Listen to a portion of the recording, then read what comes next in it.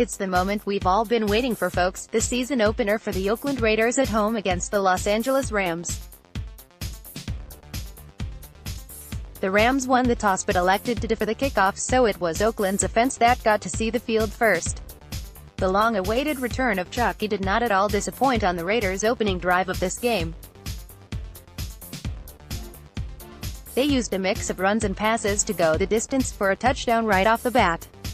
The score came on a ridiculous beast mode run from Marshawn Ly, who carried several defenders into the end zone, with a lot of help from the offensive linemen pushing him forward.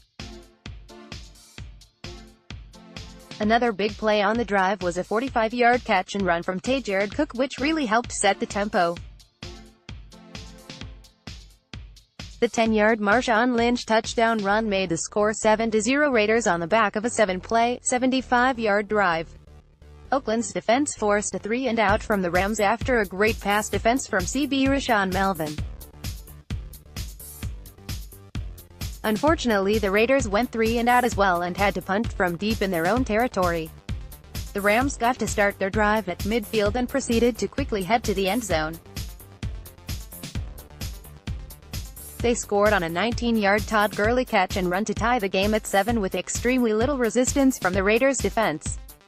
Once again, the Raiders' offense got another big Jared Cook reception to lead them down the field, this one for 28 yards down to the Rams' 10. They couldn't punch it in from there, but they were able to convert a 24-yard Mike Nugent field goal to retake the lead at 10-7. The Raiders also got a big contribution from Seth Roberts, who had a nice 11-yard catch and run to convert a big third down on the drive. Los Angeles seemed to have been moving the ball no problem on the Raiders' defense once again, but Oakland's defense tightened up once the Rams got to the red zone. The 20 was as far as they got, thanks to the Raiders finally getting some QB pressure on Rams QB Jared Goff, including a strip sack from Bruce Irvin, though it was recovered by LA. That play was on third down though, so they settled for a 46-yard field goal attempt off the dirt that sailed wide left, so the score remained 10-7 Raiders. The next drive was a huge opportunity for the Raiders to add to their lead, and it looked like they were in prime position to do so.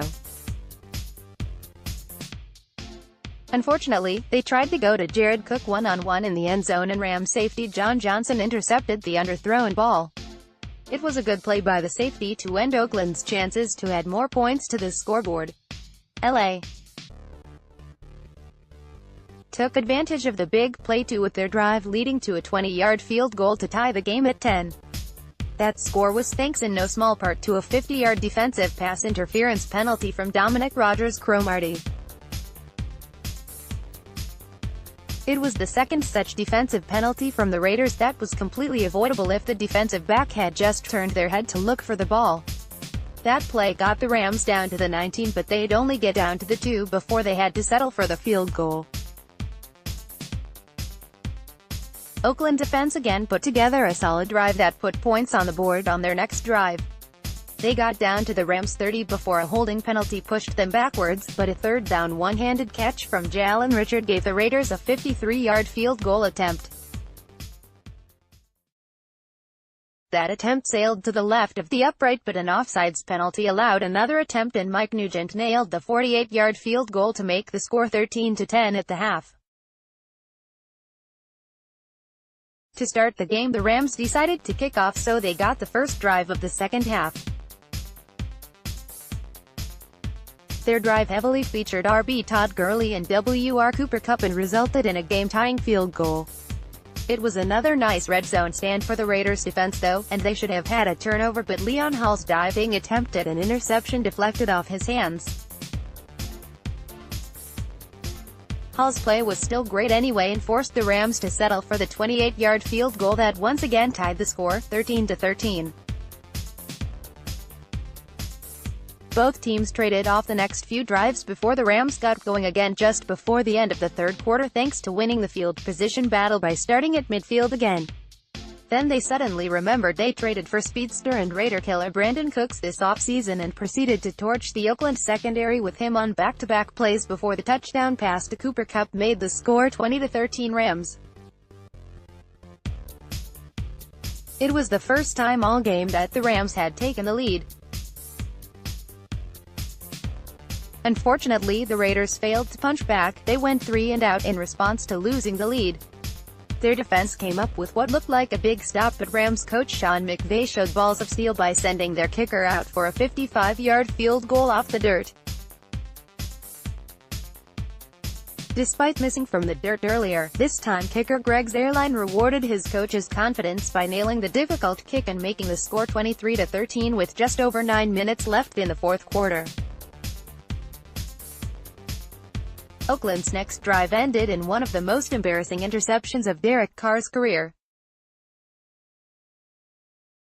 It was truly bizarre as Carr softly lofted the ball directly to the waiting arms of Rams linebacker Corey Littleton.